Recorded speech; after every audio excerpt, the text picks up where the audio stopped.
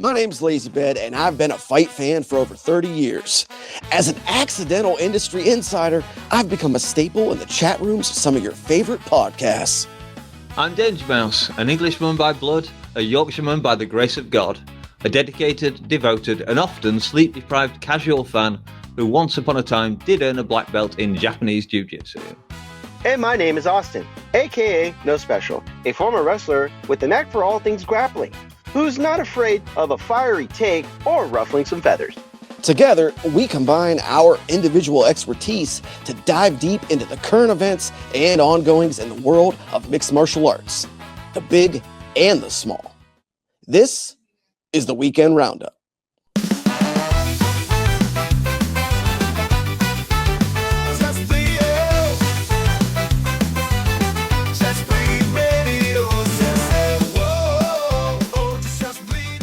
What's up, everybody? What is going on? Welcome to episode 95 of the Weekend Roundup. This is Just Bleed Radio, and I am your host for this evening. My name is LazyBed. Joining me, as usual, are my two ride or dies, my day ones, my guys, DangerMouse and No Special. And today we will be covering the events of UFC Perth. That is Carlos Prates versus Jack Della Maddalena. Big one there in the welterweight division. And a relatively fun card for one that some of us had to get up quite early for. A little bit of a change of usual circumstances. But we got a lot to talk about. We got a lot to get into. So let's not waste any time. Guys, are you ready to talk some fights? As ready as I'll ever be. Hey, let's good. Let's get. I got a drink in hand, so we're good to go. All right, very good, very good. Well, as I said, it was an early rise for some of us. Did either of you actually get up early to watch this card live, or did you watch it after the fact? I came downstairs at just after, I think, 10:30, which meant I'd missed the first hour and odd of the prelims, and then I watched it from there onwards. I wasn't getting up at 9 o'clock in the morning just to come watch some fights. Sorry. I know you poor bastards in the States had it bad for once with having a 4 a.m. start time for poor old Long Island Luke, and I presume Gaff was there at that time as well. But yeah, no, I wasn't getting up particularly early for it. And these early cards completely spoiled my day because the day's done for me by the time the fucking fights have finished. So then I'm looking around for something else to do. Austin, even worse for you, 1 a.m. start time for the prelims. I gotta imagine you did not watch this live. No, because I ended up getting super hammered the day before. And I was telling Dave, because what ended up happening was Mass tells me, "Hey, make sure everybody gets their picks in," and I was like, "Oh, I got some time. It's fine. I'm still at work." He's like, "All right, cool." Get home. It's been a long week, so I just basically got hammered by the time I was home. I'm like, you know what, whatever. I got time. I'm fairly certain the fights are early. I forgot how early they were because I woke up on the ground or in the living room, just in my work clothes still. I'm like, it's like that SpongeBob meme where you're just waking up and you're like, bah, bah, bah. Mr. Krabs. And I'm like, I didn't make my picks. Fuck! And it's just wanted to throw my phone, and I look at the TV. The fights are on. The co-main event just finished, and I'm like, fuck it, whatever. That was how I started my day. I mean, honestly, it really wasn't worth waking up for these prelims. They were not the strongest fucking slate of fights, to say the least. But to echo that, we will start actually in reverse order today. We're going to start with the main event because this was a very top-heavy card with quite possibly the best main event matchup of the year so far. Some people would argue it. I might be one of them. We had two guys going at it there at the top of the welterweight division, two guys heavily in the title mix. One of them a former champion himself, another guy right on the cusp and a major fan favorite and favorite of the UFC brass. Of course, this is Carlos Prates versus Jack Della Maddalena. A bit of a home game here of sorts for JDM, fighting virtually in his backyard down there in Australia. And Carlos, with some ties to the area as well, fighting for the first time with his mother and daughter together in attendance. Of course, Carlos's daughter lives in Australia. He does not have citizenship there, so he has to take every opportunity he can throughout the year to get to Australia. And when he does, boy, does he like to show out. And show out he did. This fight, many people anticipated a close matchup. Odds makers and bookmakers did as well. This was a near even pick'em fight. But boy, guys, it really did not turn out that way. I'm not going to yammer on too long, but this one would go 3 rounds. In fact, 3 minutes and 17 seconds into the third round before Carlos would bludgeon the ever-living hell out of Jack after dropping him with a series of leg kicks and getting on top and raining down some vicious elbows. He also picks up a performance bonus for this win.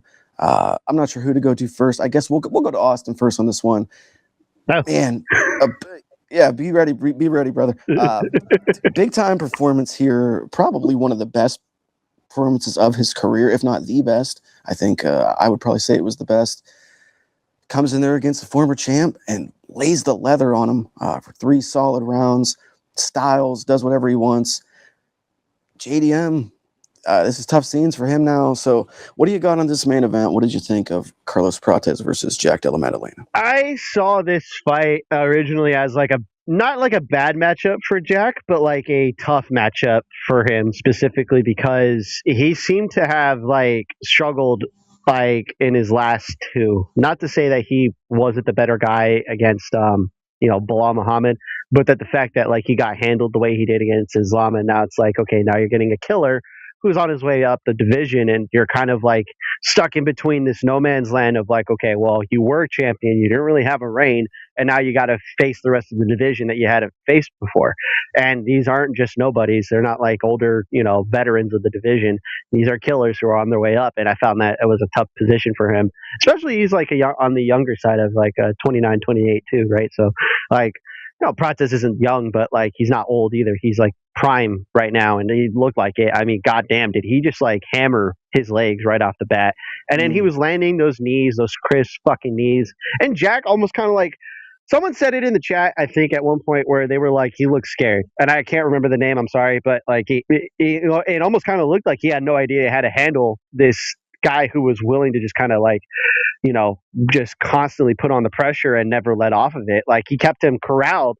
And Jack's usually a decent counter striker, but even he struggled with the distance on the fact that Prates can sit on the outside, land these bombs, and then just chip you away at the lower end with those leg kicks, and then even land a couple of head kicks, and then those leaping knees, and then he would get Jack in the clinch and just land these devastating knees inside the pocket. And I was thinking to myself, I'm God damn, he's just handling him. And there are moments of success like that at the end of the first round where Jack takes down Prates, and you could see, okay, there's a game plan that could work, but then Prates just made sure not to give in to that, that pressure, and he put more of the damage on him as the fight played out. I mean, god damn, he opened up his forehead. You know what I mean? It was devastating to see, because I don't think I've seen Jack in that position. Jackie 3 names, he put himself in a position to lose, and I think had he worked on the wrestling a little bit more, he might have had slightly more success, but I think the end result was going to be the same, where Prates was just going to beat him to a pulp, because Jack was willing to fight that fight and fight fire with fire, except it was a pistol to a cannon.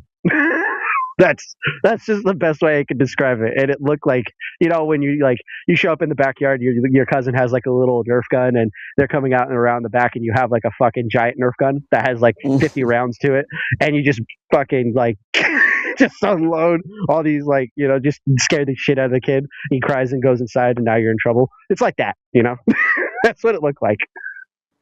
Yeah, those knees were absolutely ridiculous, and the angles at which he's able to throw them, because it's not always just a straight up, straight down knee. They come from the side, they come kind of over the top, over the guard. He's able to really contort because he's got a long frame and he's got long legs, so he's able to slice them things in there very effectively. And it seemed like they had definitely scouted that, and they knew that Jack was prone to dipping his head. Maybe it's the boxer in him, because he is a very strong boxer, but without the ability to get through the kicks and the knees and the length of Prates, that the boxing really never got a chance to show. And it's, it's a tough situation now because this is 2 fights in a row where it seemed kind of like he's kind of lost the poker face that you need in MMA. When he takes shots, he doesn't hide it very well. He's yelping, he's screaming, he's making faces, he's grimacing. He doesn't look good between rounds. The body language is off. It's a bit strange. It's kind of a weird thing, and I wonder if confidence maybe plays a part of it, or who's to check. But nevertheless, for Carlos to come out there and do what he did, he's just phenomenal. But you got to give a lot of credit to JDM because he ate some punches that I think would have put out probably 85% of this division. And DangerMouse, 100%. Yeah, DangerMouse. I'm not sure who you picked on this one. I didn't check the Tapology, but like I said, in the build-up to this was kind of a split fight. It had a lot of people 50-50. They didn't know which way they were going to lean. Which way did you lean in predicting how you thought this fight was going to go? And then, your thoughts on this phenomenal main event as a whole. Yeah, it was a hard one to pick. I should have been super happy about this result. I should have tied or won some Tapology leagues with it because I did actually have Prates by round 3 KO. But then I let Guru and Bedtime MMA change my mind, and instead I took JDM by decision. It just called me gutted on that one. Honestly, if I'd seen these two in the cage pre-fight, I would have gone with Prates because he just looked massive in there, and he never let Jack into the fight. From the time he landed those first couple of calf kicks, I was starting to think, things are not looking good for Jack, and Prates could have essentially taken a leg kick win if he'd just insisted Jack get back up later on in the fight when he was screaming in pain. Might jump back onto that in a second. But the TKO is listed as leg kicks and elbow, so I guess it was a leg kick KO in that respect. This was the most complete destruction of 3-Name Jack since his last fight against Islam. What can you do for the guy? The only bonus, if you want to claim it as such, was that he didn't have to suffer the whole 25 minutes this time. Carlos very kindly put him out of his misery. For future, I'm wondering if they'll demote Jack to number 3 because he's currently number 1 at the moment, which obviously Prates should take that slot. But with Ian Gary soon facing Islam Makhachev for the belt, you might as well make Prates the number 1 contender, put Prates into, and that makes Morales at number 4. And then it's going to be a fairly long wait for Prates if he wants a title shot. And I guess it depends how much he values the belt versus the offer of another fight and some cold, hard cash. Could we see him versus Michael Morales? I mean, seriously, tell me you wouldn't want to see that fight? That would be fucking amazing. So yeah, I did pick 3-Name Jack, unfortunately. Wish I hadn't, obviously. And if the fights hadn't have started at that ridiculous time, I might have even come down and changed my pick. But I didn't. I stayed in bed. So yeah, it is what it is. Very nice job by Prates. Looked amazing in there. The other thing is, he has a 5-inch reach advantage, and you know how often I say on this show that I love a 5-inch reach advantage. I generally go with that fight. And yet again, I didn't fucking bother with that. And the discussion myself and Lazy had a bit of on the Discord very briefly. There was a comment that 3-Name Jack, when he was screaming in agony because he was leg kicked, that's a verbal submission. And I dispute that, despite John McCarthy apparently saying the day after that it was. John's changed his mind, I believe. If it's a submission and you scream out, then it's a tap. It's a verbal tap. If you're just getting punched in the kicks in the in the legs, head, body, whatever, you're allowed to scream in pain. I forget the fight. I'm sure it was it Kevin Holland? Maybe did he have a lot of screaming in the last fight? I know there's another fight recently where someone did the same thing, and I looked it up then. So. But yeah.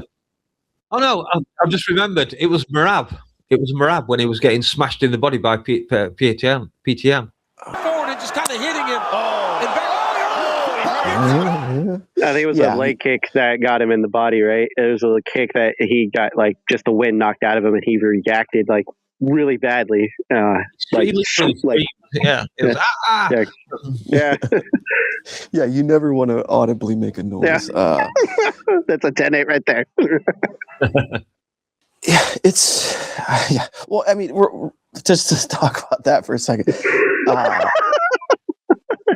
Even if it's not going to result in you being stopped for a verbal submission, it's never a good look when you got judges sitting cage side to hear you yelping.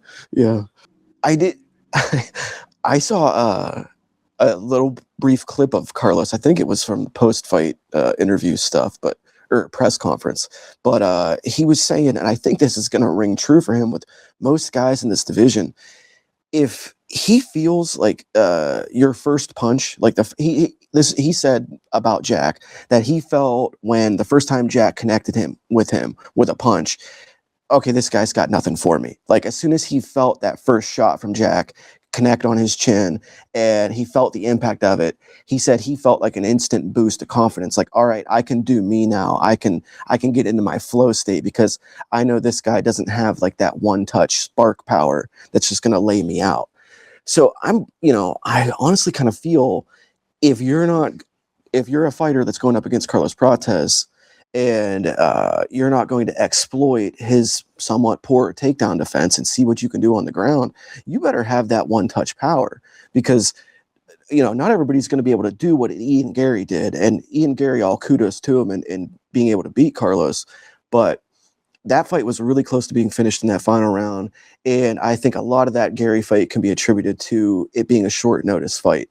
I think if Carlos had been prepping for Ian and knew that that's who he was coming in to face, that fight could have gone differently, and we've seen that in the final round of that fight. So, point being, I think that Islam clearly has a path to beating Carlos. I think we all know it. He could take this man down and probably control him and capitalize on moments that Jack almost did. He had the back briefly before falling off over the top, but that's not going to happen with Islam. We know that he's going to lock that down. So that's a hole. But other than that, man, I think you really better have that one-touch power to put his lights out. Otherwise, how do you stop this dude when he gets going downhill? Very difficult. I'd forgotten about Jack slipping off.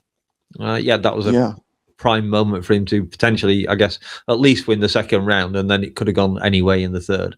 But yeah, real mess up. But it's an interesting situation now because you brought it up, Mouse. Like, kind of, what do we do with Carlos now? Is he going to sit and wait for potentially, likely a year to get a title shot if that's what he thinks is next? Because Islam's fighting once and he ain't coming back for like at least 8 months. So that's basically a year's. That's assuming Islam fights at UFC 330 in August, which is the rumor. But so is he going to sit and wait? Is he going to take someone else in the meantime? Who do you give him if that's the case? It's going to be a kind of a tough go for Carlos going forward because he's got a lot of momentum right now. He's very hot in the division. The UFC loves him, but he can't really capitalize on it too much. It's a bit strange. No, this would have been a perfect excuse to use Usman, but I believe he's occupied now. Is it? That's what I'm hearing. Usman DDP this summer. All right. That's such a what the fuck fight. What are we doing here? No, I don't think that's as bad as you might be thinking there, because we all know Kamaru Usman is going to be trying his wrestling game, and if DDP hasn't improved since he fought Islam, Usman is going to fuck him up. It won't be a fun fuck. It'll be a lot of laying on the floor. No, but Usman should be at welterweight though. That's the point. Right. Whatever. It's also true. Usman looked pretty fucking good against Joaquin Buckley. That's what I mean. Like, you killed a contender, and now we have what? Don't forget, he's one of the few guys who actually gave Boars any kind of trouble. Yeah. Yeah. Well, yeah. Interesting stuff. Of course, welterweight, just probably the hottest division in the UFC. I would say maybe the deepest division if you want to really get down to brass tacks and the actual talent. In the top 15, a lot of really tough guys, a lot of really tough outs. I think that welterweight is going to continue to stay relevant, stay interesting over the next year, 2 years, very easily. Yeah. All right, yeah. Well, shout out to fucking Carlos Prates. Shout out to his mom and daughter in attendance. Fantastic performance. Can't wait to see what comes next. And JDM, I'm sure he can bounce back. All right, let's move along, though, to the co-main event. This one, JBR Draft Stakes. So you know who's going first on this topic. Team DangerMouse draft selection. Quillen Salkeld comes out there and bodies old Benny D, which sad trend in the career of Beneil Dariush. I don't know how much longer we're going to be seeing this guy, but Quillen comes in, gets it done. Styles and profiles virtually his way to victory, other than potentially getting dropped early on. Although Beneil wasn't credited with dropping Quillen, so that's debatable. But nevertheless, comes in, gets it done. Also earns himself a bonus. Takes out Beneil at 329 into round number 1 with a nice KO TKO right hook to some ground and pound there. DangerMouse, you're going to go first on this one, like I was saying. Your draft pick comes out, gets you another 35 points. I believe he is now the current MVP of the draft so far. But we all know that Beneil is on the downslide. Quillen yet to really be tested. So I'm sure you're happy with your draft pick, but are you still confident now that he's going to be number 12 in this division, most likely? Do you think his chances are still good going forward? Okay. Yeah, my boy. 35 points, baby. 35 points. Boo. I wasn't too worried when Benny managed to get the fight to the fence. Quillen has shown that he has quite a bit of wrestling / grappling ability, and he didn't disappoint. Showed us his excellent striking again. Once he had Darius hurt, he did not let up. And as you just said, he makes himself into the top 15, which is a nice bonus for my MMA fantasy team as well, because he goes up in value by doing that. Yeah, okay, I'll give you Darius, maybe a bit washed, maybe a lot washed, I don't know. But Quillen didn't take any time dealing with the veteran fighter. He let him have his little time up against the fence doing the wrestling, and then turned it out and was like, "Yeah, now I'm gonna beat you up, old man." The shot that you mentioned that dropped Quillen, it was after Benny had thrown a body kick, and I saw that land, and then I saw Quillen drop a fraction of a second later.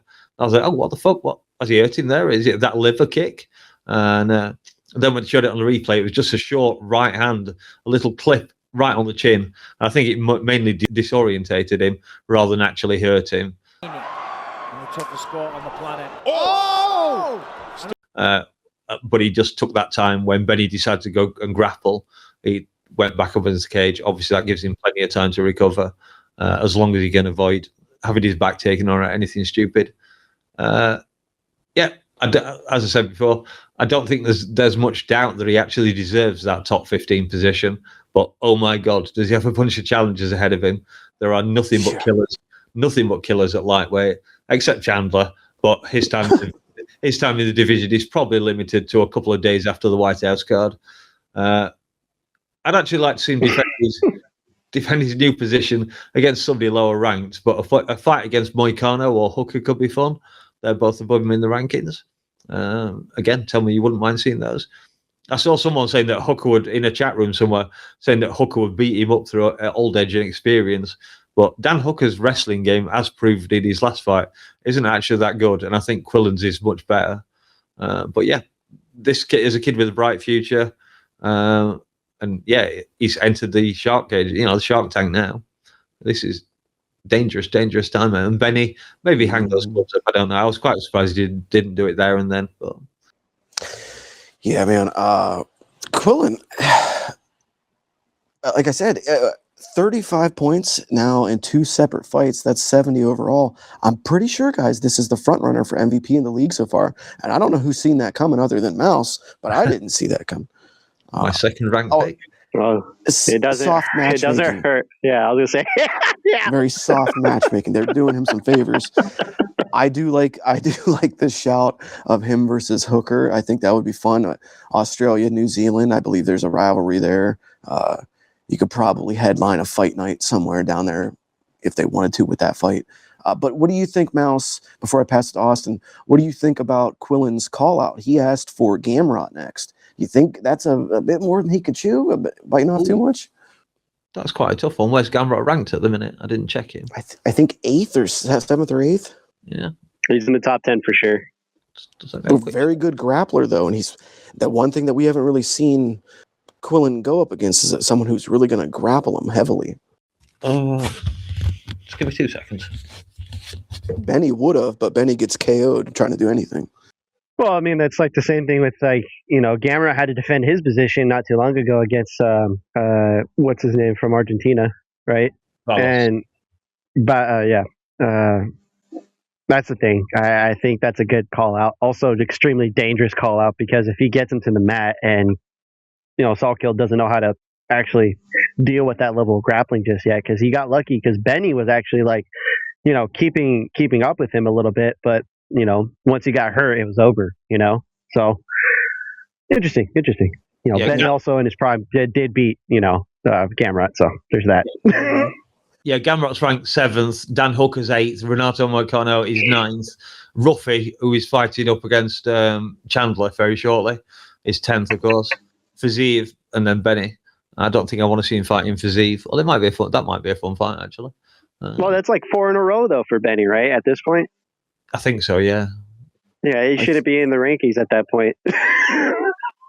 Well, they could just choose to cut him from the rankings, I guess. Only 2 losses in a row for Benny, but was it 2? Oh fuck! Okay, that's right. Yeah, but he has. We'll get into that in a second. But just Mouse, what do you think of that matchup? Do you think that Quillen Salkill stands a chance against Mateusz Gamrot? He definitely stands a chance. I'm sure I have seen a little bit of Quillen's wrestling at times, and it's not terrible. But I think that's probably a step too far. I would like to see him against someone, like I said, either Hooker, Moicano, maybe even Fazeev. That'd be a fun fight.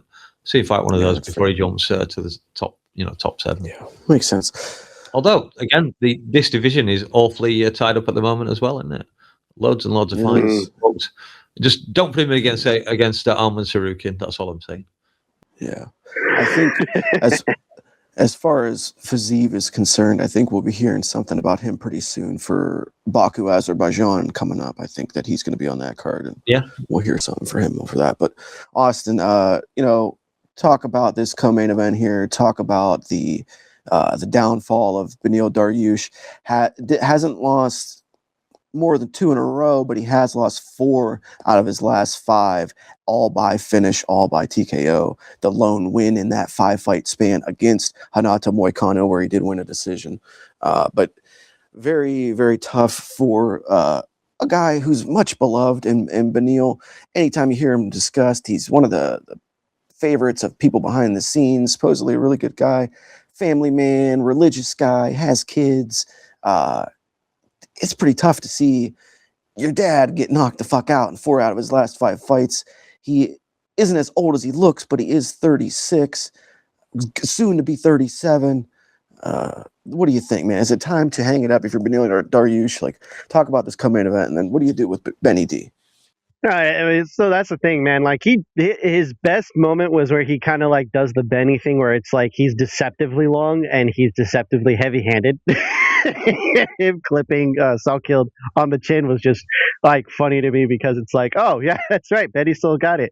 But then you remember, oh yeah, Benny doesn't got it, because it was not even a minute or 2 after that, he gets turned around, he gets hurt, he gets clipped, and then he gets put down on the mat. And as he's trying to get back up on all fours, it's like the Hendo to Fedor, where it's just the uppercut underneath the stance, as you're trying to get up from all fours, and he never saw it coming, and that was it. He was out. And as the thing, it's Benny's been that dude. He was on a win streak a while back, and we all remember it, where it's he should get an opportunity to fight Islam or something like that. But they passed over him, and then he never got an opportunity to win after that, because he just he'd been on a downward trajectory ever since then. And it was it sucks, because you thought you would at least been given an opportunity, being a vet in this division. But at the same time too, it's just that's the sport. It's unforgiving, and sometimes it's not so much your fault, but it's just he also said yes to a lot of people when he should have said no to. I remember that. But no, man, I mean, good for Salkill. He looked good. Very, you had said it earlier, very easy, or I don't want to sound assisted matchmaking. I'll say that. It was very, very interesting to see how they kind of came up with this one. Also, it was at home for Salkeld, so it is what it is. And he looked good, man. I mean, he recovered really quick. Like I think it should have been considered like a flash knockdown, but whatever.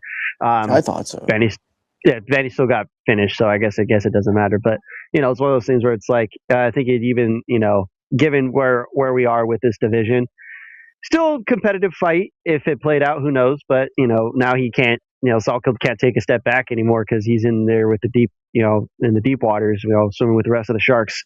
I mean, he should be used to it. He's from Australia, so why not? Tough to see where he goes from here. His call out is probably the wrong call out, although he probably thinks he can kind of like keep it standing just long enough to find the finishing sequence. But Gamrot's game, I don't think he's been knocked out. He has been finished, but because it was another grappler that submitted him. So, I don't know if he's at that level yet. Like Mouse said, maybe not get that guy, but if he wants it, we'll see if he can do it. Yeah, I wouldn't do the Gamrot matchup because it wasn't too long ago that the guy we were saying that Salkeld should maybe fight, Dan Hooker, thought he could do the same thing. He thought he could keep it standing with Gamrot and finish the fight or at least win a decision. And that did not go his way. I think it's a bit too soon for Salkeld. But before we do move along, though, go ahead, Austin. I was just going to say, Benny needs to retire, dude. He needs to. Yeah. I don't want to see him get hurt anymore. It's not fun for me.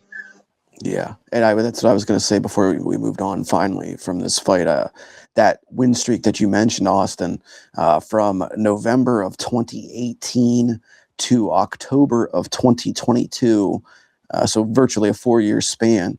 Benil won 8 fights in a row. Thiago Moises, Drew Dober, Frank Camacho, Drakkar Klose, Scott Holtzman, Diego Fajeda, Tony Ferguson, and Mateusz Gamrot. That's pretty nice touch there. So definitely wasn't a slouch in his heyday, in his prime. But the wheels are starting to fall off the wagon, and the wagon's got a lot of kids in it, and they're going to fucking Bible school. So let's not ruin the wagon. Just fucking call it a career, buddy. Yeah. Everybody likes it. Oh shit! I can't imagine how much older he's going to look if he sticks around any longer than he already has. Well, I mean, he had the salt and pepper at 33, man. Yeah, really. He's got the Luke Thomas disease. All right, let's move it along again, and we will go now to the feature bout of the evening. This one in the flyweight division, and this was a fight that had a little bit of strange betting circumstances surrounding it. Not going to cover that because we're not betting experts, but there was some interesting line movement, late money, lots of late money coming in on the Tim Elliott's side. A lot of people thinking that he was going to walk away with this victory. Left me kind of scratching my head because I had read on Twitter all week long that from Tim Elliott, directly from the horse's mouth, he couldn't sleep. The guy said he doesn't know how people function in that part of the world when they go to fight there. Didn't sleep for the whole week that he spent down in Australia. So I don't know why so many people were steaming the money line on a 40-year-old who was sleep deprived. But nevertheless, this one would go down. Stevie E, Vinny Siggs, whatever you want to call him, Steve Erceg. A little bit of redemption here. Comes out against a tried and true veteran in Tim Elliott and does the damn thing. Looked pretty fucking good throughout, looked pretty solid. Tim looked awkward, as he usually does. I saw somebody online describe Tim Elliott's fighting style as Demetrius Johnson if he was ADHD. I guess it's pretty fucking accurate. But yes, Steve came out. He did the thing. He looked good. Tim had moments, but wasn't his best showing. So I think we go to you first on this one, Austin. We're not writing letters home about Steve Erceg's performance, but it was a pretty commendable outing for him. I think he made a good accounting of himself and showed that he's still relevant in this division, can still hang with guys. What did you think of this performance for Steve Erceg versus Tim Elliott?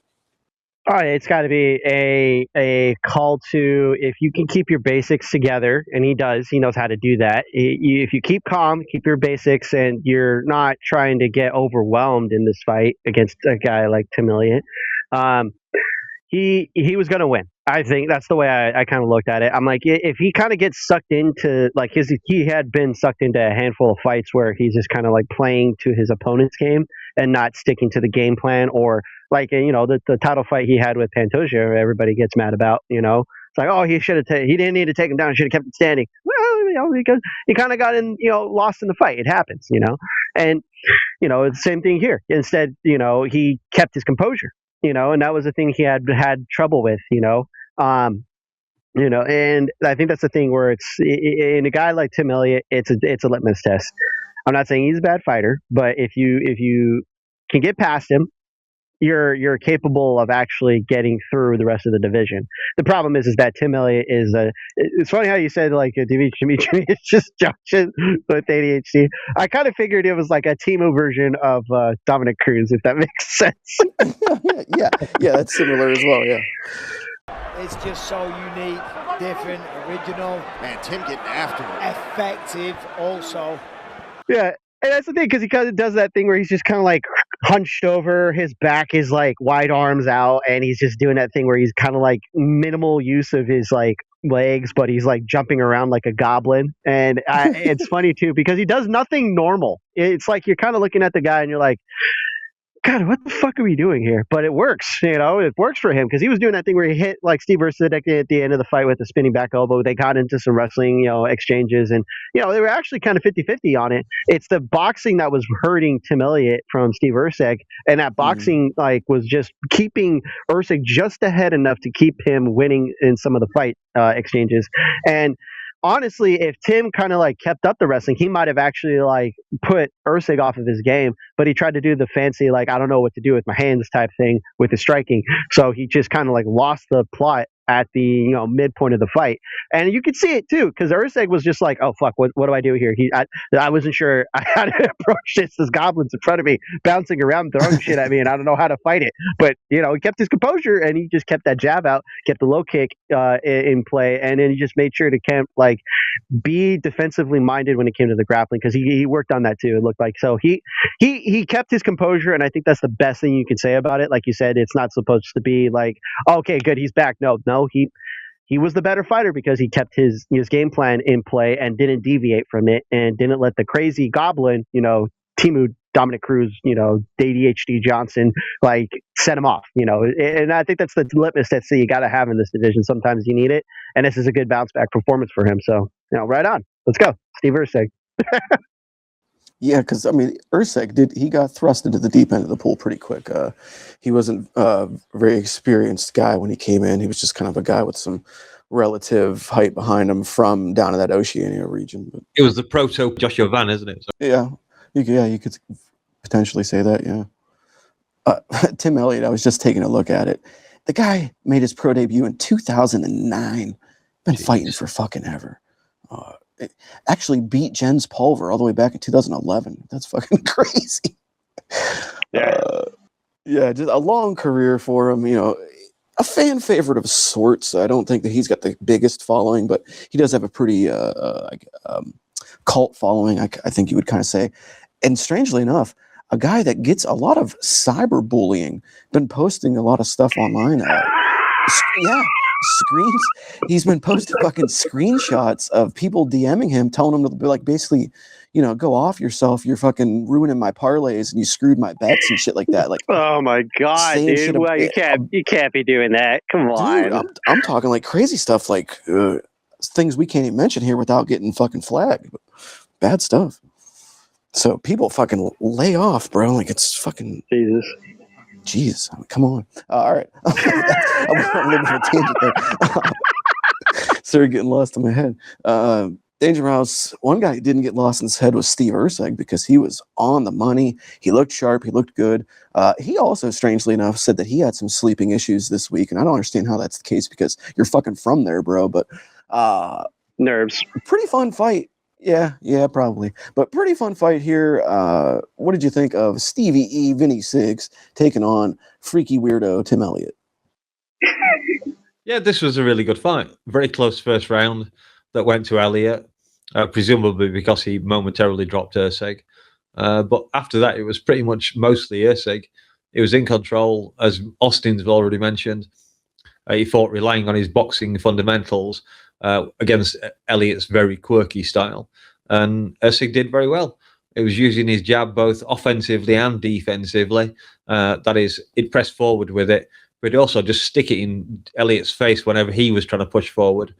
And Usyk right hand mostly took to his chin, so his defense was good. He was very wary of a left hook from Elliott, I think. But when he saw the moment, he'd fire it out with great accuracy and a fair amount of force, I would guess. Yeah, Usyk was looking very, very good. He looked calm, just waited for his moments to come. Elliott, I think, was mostly done by about halfway through the second round. Obviously, it was still a threat if Usyk slipped up, but fortunately, Stevie didn't. And he now needs a top 10 opponent. He could rematch Moreno, but that guy's on a loss. So we have at number 8, Asu Almabayev, at number 7, Amir Albazi, and at number 6, Lonia Kavanaugh. All those possible opponents for him, I guess. And I thought Stevie looked very, very, very good on this one. Nice to see him back after that stupid mistake he made against Pantoja. He could have been the champion. He could have been the fucking champion, and he fucked up. That's such a shame. Imagine that alternate universe where he doesn't go for that takedown and he fucking wins that fight. And instead of getting Pantoja versus Joshua Van for the title, we would have gotten Steve Usyk versus Van. That would have been fucking crazy. Yeah, I would have gone live in that alternate world. Oh, get the fuck out of here!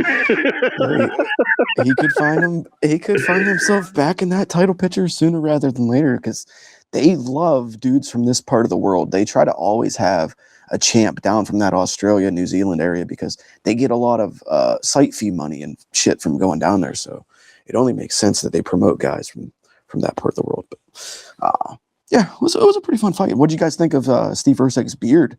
A rare bearded Usyk. That was pretty nice. New superpower unlocked. Yeah, possibly. Yeah, evil Spock. It's better than I like the beard better than the mustache. I gotta say, I know the mustache is popular down there. I like the beard better. Yeah. All right, let's go from one freaky and weird guy in Tim Elliott to a freaky Rahiki. This at featherweight, Marwan Rahiki taking on, what the fuck is this guy doing here? Ollie Schmid. I was harping on this all week, and every fucking chat I was in, Ollie Schmid comes in to this fight 4-2, had never beaten a guy with a winning record in his entire career. He was a short notice, late, replacement, but guys, there was many options that they could have brought in to face Marwan Rahiki here, who's a pretty good fucking young prospect. But they bring in Ollie, and all credit to him. He tried his best. He did his best, but Rahiki, man, this kid can fucking strike. He's freaky indeed. Strange in his own way, not in the unorthodox way of a Tim Elliott, but strange at the angles in which he strikes from. Kicks coming from everywhere, just contorting his body like Earthworm Jim. Phenomenal performance by Marwan Rahiki. It moves up to 9-0. Ollie Schmid falls down to an abysmal 4-3. You gotta cut this guy. He's not even Contender Series worthy. From what I heard, and this is the last I'll say about this fight only happened because Ollie Schmid happens to be affiliated with CKB. CKB is very good friends with certain matchmakers in the UFC, and they wanted to keep this bout together because this bout basically equaled a 30-minute block of advertising time that had they lost this fight, they would have lost those advertising dollars. So they had to keep this fight together, and in stepped Ollie Schmid. So, Austin, I think you're up first on this one. Freaky Rahiki. Oh, is it you, Mouse? It is indeed me, yeah. Okay, well, Mouse, I think you are up first on this one. As I clearly was saying. Freaky Rahiki, 23 years old, 5'8" tall, 72-inch reach. You like these kind of guys. You like these string bean sort of long, lanky dudes. What did you think of his performance against kind of a mid Ollie Schmid? Explosive performance by Freaky Rahiki. And I say explosive, but he didn't really rush. I know the fight was over in about just over half a round, but he just stayed nice and calm, waited for his moment, and when it came, he just didn't miss. Cold, calm, clinical, and controlled performance. Only good enough for a standard 25k bonus, but still very well done. I think this is someone we can really look forward to seeing in the future. But ideally, this time against an opponent who's actually training to fight him. I didn't know about the advertising block. That makes complete sense. Freaky Rahiki. He's good looking. He can fight. The only reason I don't hate him is because he's 5'8".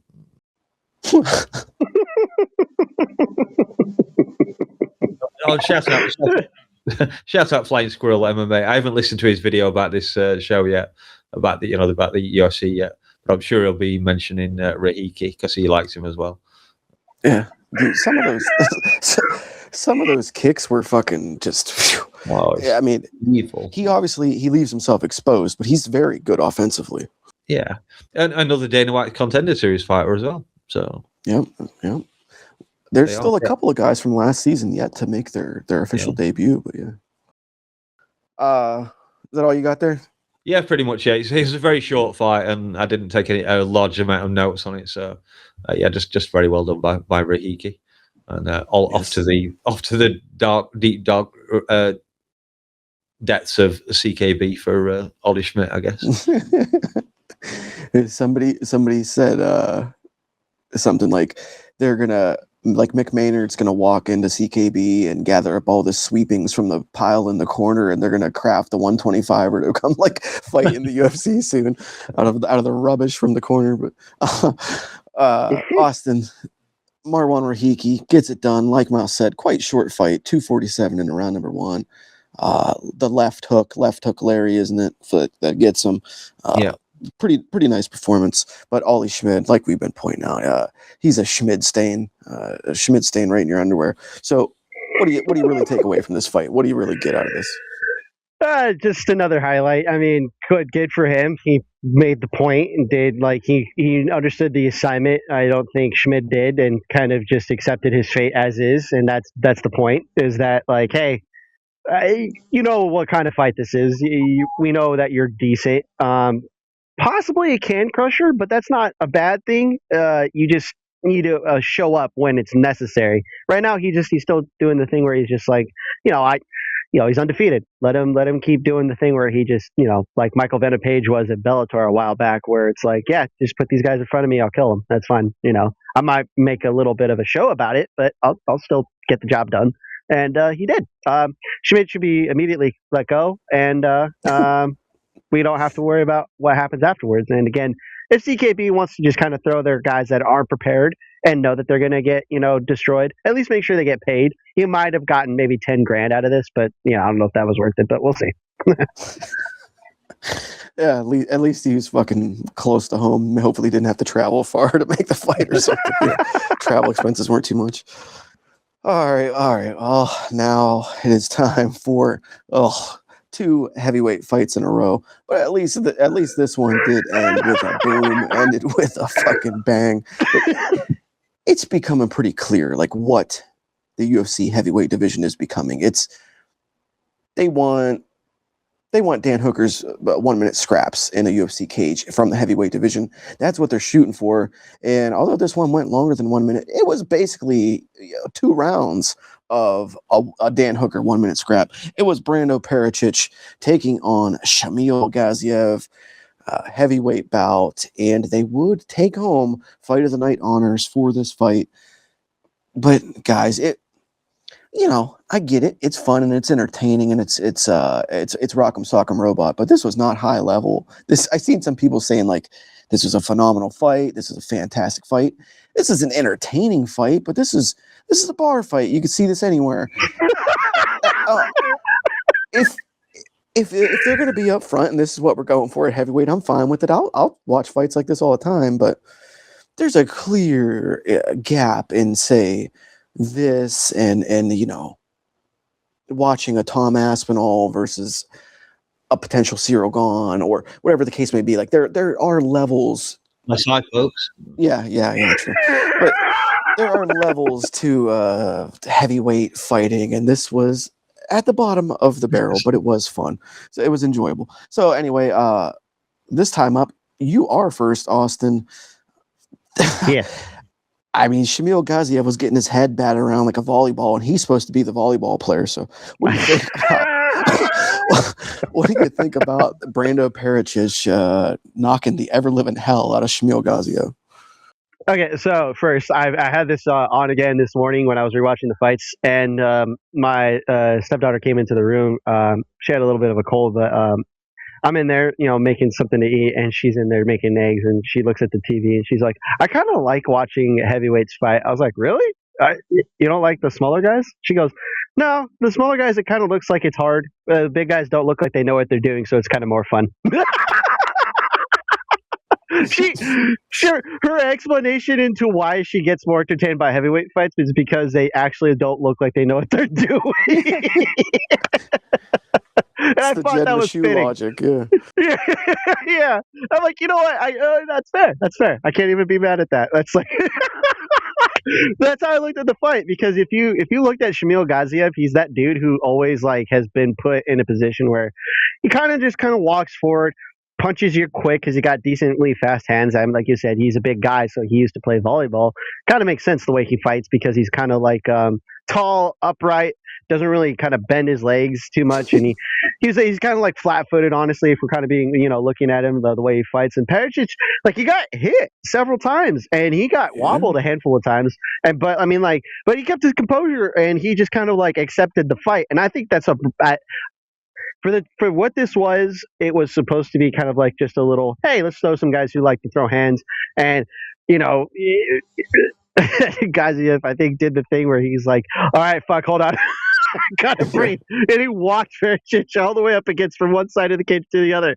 I was like, oh, yeah, he's fucking hurting right now. Because there's a handful of times where he's like getting socked up in the face, and like Gaziev is like doing that thing where he's just like arm punching at a certain point, and fucking Parrot just fucking whack, just fucking gets him with the fucking hook or something. And it's funny to me because it's like I think Parrot just even threw like a lazy fucking kick out there, and then fucking Gaziev's like out there like, ah, fuck, we're doing that shit. I don't know if I could do that. But then the finish came, and I'm thinking to myself, I'm like, yeah, no, that makes sense, because Gaziev doesn't know how to fucking defend his face at all. Like, he's got his mouth open, and he's walking out there with his legs are like fucking, what do you call it when they're like inwards, like you're like kind of Derek Lewis does it, where it's like your knees are buckled out. Oh yeah, and like bow-legged, yeah. I don't know why, but I just was laughing watching it, and she's watching it, and she's like, "Oh yeah, this is why I watch the fight sometimes." So fun, but not elite at all. No, by no means is this elite. Yeah. Yeah, that's what I just wanted to draw that clear distinction, that this was very fun, this was very enjoyable, but this was not high level. This was a very fun bum fight. This was two guys fighting over a cheeseburger under a bridge. All right, that's a good explanation. Danger, what did you have for us on this fight of the night? Yeah, I won't take too long on it. This was no Hockett versus Blades, but it was certainly more entertaining than the heavyweight opener that we're going to get to in a bit. Yeah, two fat guys beating the hell out of each other, as we've already said. It did look like Perisic was going to finish Gaziev fairly early in the first, but Gaziev has enough of a chin to escape that round. And he did start the second round with a strange look on his face, a grimace maybe. And he kept it there until Perisic wiped it off his face. It wasn't good. It was just better than the shit show that preceded it. Gaziev is ranked, or rather was ranked at 12. Presumably, Perisic will take his place, and that means that one of my draft picks from last year, Mick Parkin, gets booted out of the top 15. Sorry, Mick. Gaziev, though, does at least go home with a 100k bonus to soothe his feelings and maybe wipe that grimace off his face. Roundup Perisic, very good job. I think I actually picked this one perfectly. I'm not sure. No. I think I had Perisic for first round, and he got it done in the second, so not too bad. As you said, more fun than the other heavyweight fight, but we're going to go to that now. Yeah. I always forget that Perisic is Australian. Yeah. And then he starts talking, and I'm like, oh yeah, fucking got me again. And then he talks about his YouTube channel. Oh yeah. All right. Well, yeah, you mentioned it a couple of times there, Mouse. We've got to talk about it. This will be the last fight from the main card that we've got to briefly discuss. I think that this was the Perisic Gaziev fight went how they wanted this fight to go. They were trying everything they fucking could here to get Tai Tuivasa a win, as they booked him against former LFL champion Louis Sutherland, who actually, guys, is apparently the worst ranked heavyweight in the UFC on Tapology. So this fight was it was everything that the heavyweight division is in a nutshell. Tai Tuivasa unfortunately cannot get it done, cannot get a win against the worst guy on the roster, falls to 7 losses in a row. Maybe the 8th one's a charm. Who's to check? But Louis Sutherland gets it done, wins the unanimous decision, pulls off some pretty funny moves in this fight, an attempt at an Imanari roll that didn't even get halfway there. Just hilarious heavyweight fucking bullshit. DangerMouse, what did you think of Louis Sutherland versus Tai Tuivasa? This was heavyweight slop at its finest. I was very foolishly persuaded by not one, but 3 different MMA YouTubers, Left Lane MMA, MMA Guru, and Bedtime MMA, all thought that Tai could beat Louis Sutherland because he's so bad, because he's so lowly ranked. But of course he didn't. Tai did look marginally better at striking, but he was absolutely terrible grappling. Every time he ended up on top, when he managed to escape from underneath, he'd end up on top. It did cause some kind of fat guy, uncontrolled rollover to end up on his back. And then, of course, Louis Sutherland just jumped on him and started beating on him or wherever. And then we had Louis Sutherland pretty loud in his post-fight interview. And I get it, mate, you won. Congratulations on all that. But I'm sure there's a regional promotion that has your name on it. As for Tai, what can I say? He's only comparable to Tony Ferguson and Smiling Sam Alvey at the moment. And I know heavyweight is desperate at the moment, but I don't think he's that desperate. They should cut him, but they probably won't. They can just wheel him out at Aussie shows, although I guess it depends on what they pay him. But the Aussie crowds like him so much, they may just keep him around for any other up-and-coming heavyweight to treat like a career-building pinata. Terrible fight. No way this should have been on the main card. Just no. There was so much better. Anything from the prelims almost would have been better than this. What the fuck are you doing? I guess, like I said, it must be guy's name in Australia. That's why they wanted on the main card, because the Aussies have come on. Oh, look, fat Aussie bloke with lots of tattoos. We'll watch him. Yeah. No. In Louis' defense, he, like I said, he came from LFL Levels Fight League in the Netherlands, Netherlands-based organization. While there, although he was probably juiced to the gills, he was pretty fucking good. He was a pretty solid fighter. And he comes over here to the UFC, and the physique looks entirely different. Looks like shit, but tell you, he still gets the win. Tai, like I said, falls to fucking 7 losses in a row. And I cannot even make this shit up, but there's a picture that has surfaced of Tai backstage getting ready for this fight. And guys, he ordered Taco Bell takeout to the arena. There's a big box of Taco Bell takeout. So he was backstage eating Taco Bell before this fight. All right. But Austin, I'm serious. I'll post a picture. Big box. What do you got very briefly on Louis beating poor Tai? Fat man roll. Mouse said it. It's a wrestling move. If you're big, shout out to my former wrestling coach. It's called the fat man roll. Sutherland, how about that? Sometimes they call it a fat man roll. We roll through on that. No, don't say it, Paul. But they call it a fat man roll. And what it is you just kind of, post a base, and then as someone's on top of you, you're rolling over with your hand back, making sure it's making contact with them, and then posting again behind them. It's literally just momentum. Like if you get a big ass fucking log, you just keep rolling with it, right? It's literally that. And funny thing is that the stepdaughter watched this fight too because they were back to back, and she's like, "Oh my god." she says like, what is happening? I'm like, oh look, there's a fat man roll. She's like, oh my god.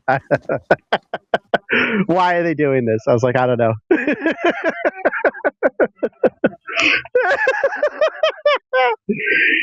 Oh my god. I think it's the thing that we've had fun with Tai, and he does the thing where he tries to be fun. It's no longer fun. And I think that's the issue, where it's like there used to be a standard of minimal, or what do you call it, like expectations.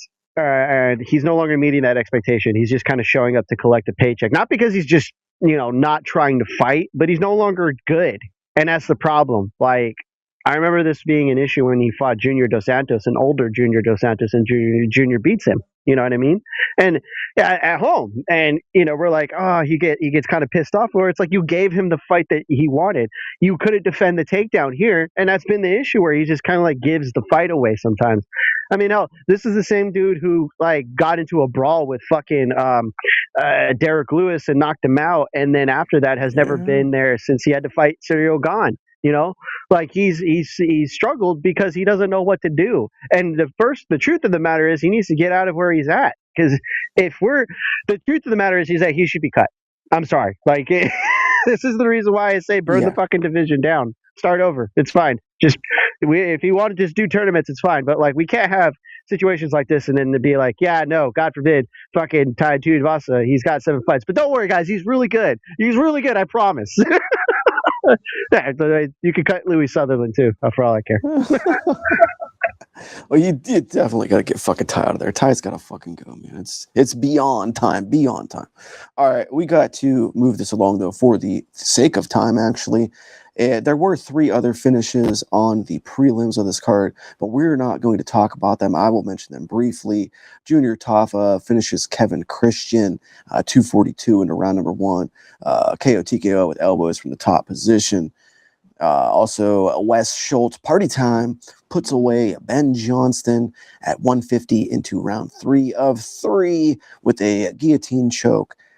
And finally, Cody Steele finally makes his return back to UFC competition, and he puts away Dom Marfan with, believe it or not, a heel hook at just 356 into round number 1 as well. So shout out to those 3 guys on the prelims. Shout out to those finishes. But yeah, shout out to Colby Thickness as well for the arm lock that was completely unnoticed by the referee against Vince Morales, who did fucking tap. I went back and checked.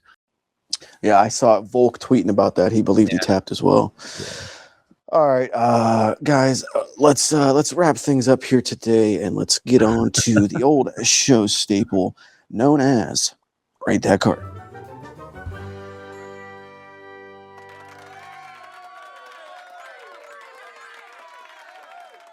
Okay, UFC Perth has wrapped up. It is all finished. It's in the books. It was an early card. It was a bit of a slog, but it did have some fun moments, and it certainly had some excitement at the top.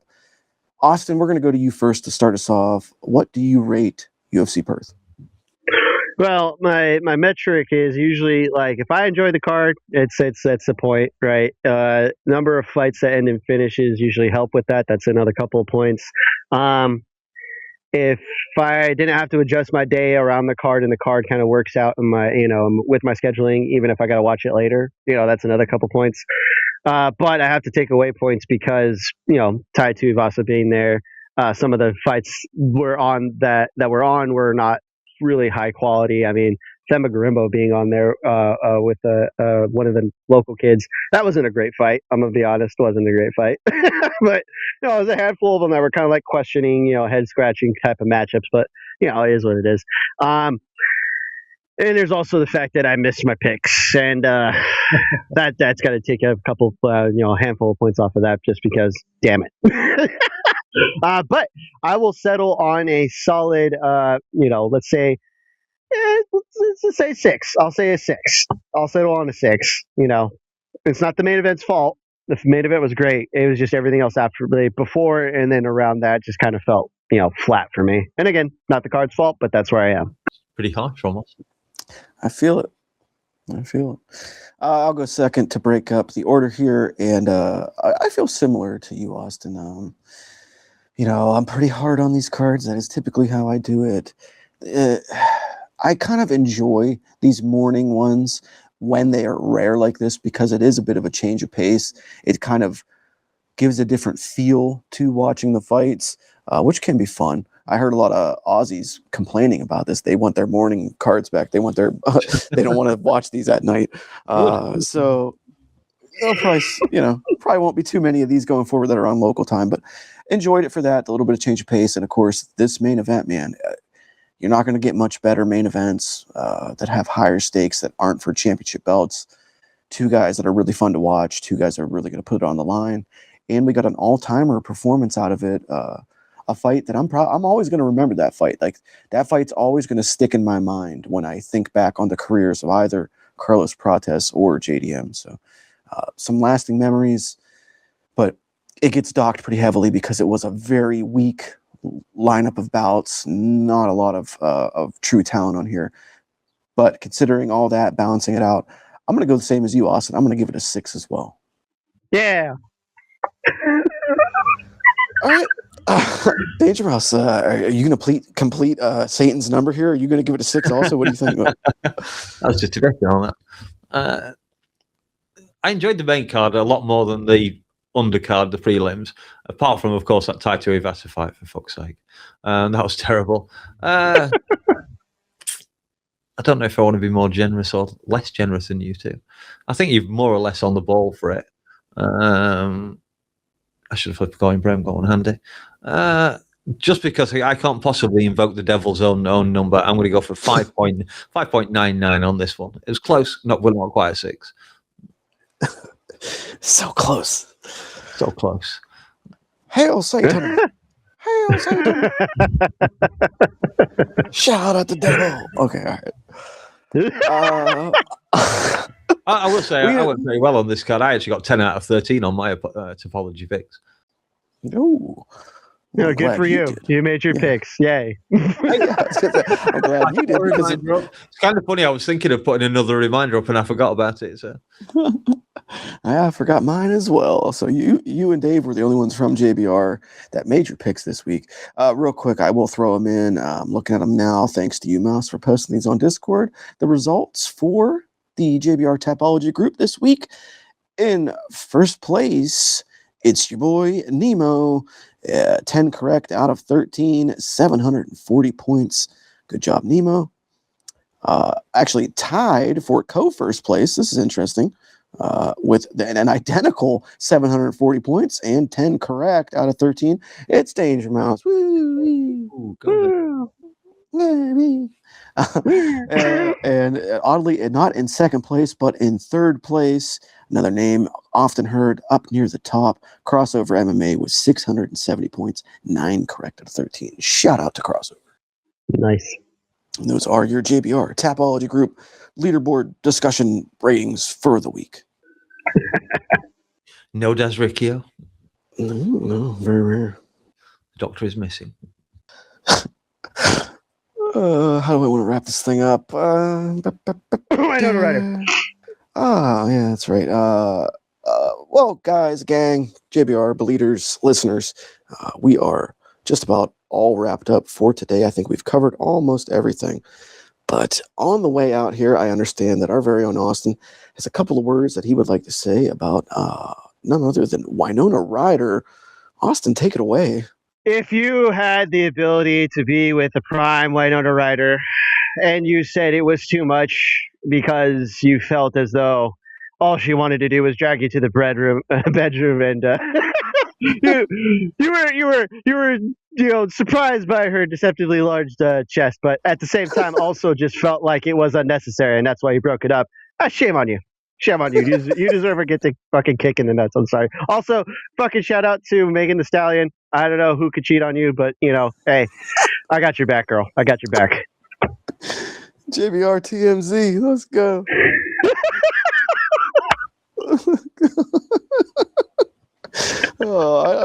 That poor Jamiroquai, he must have been experiencing some virtual insanity, huh? What the fuck?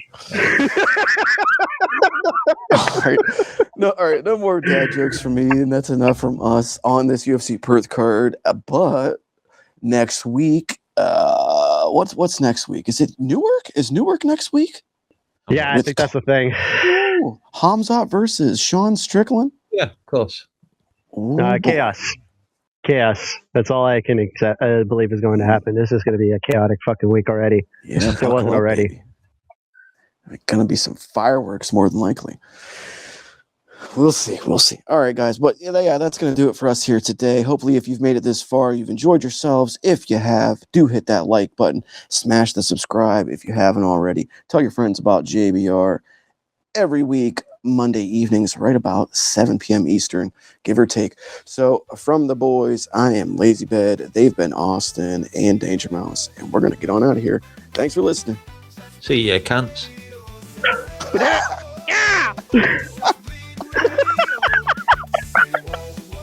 Hey, Austin. Fuck you, Dave. I like how you have that super premium fancy microphone 2 feet from your face. And you I talk can't. into fucking... I can't do anything. That's the thing. I know you can't. I know you can't. I have a phone, Dave. I don't have a laptop set up.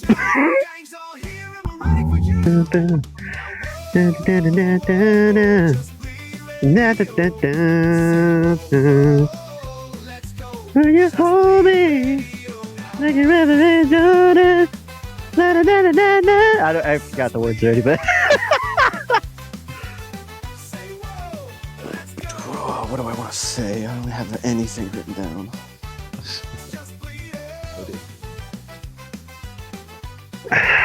mojito. Listen to your heart, and your words will find you. Yes. Yes. What?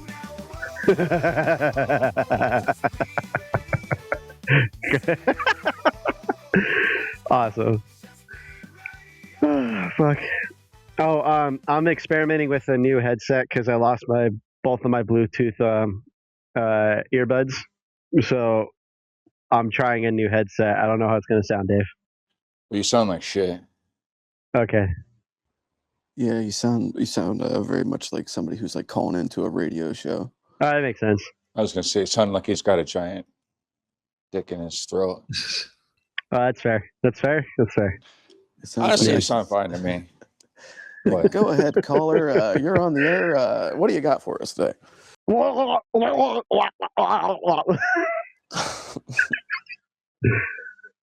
Yeah.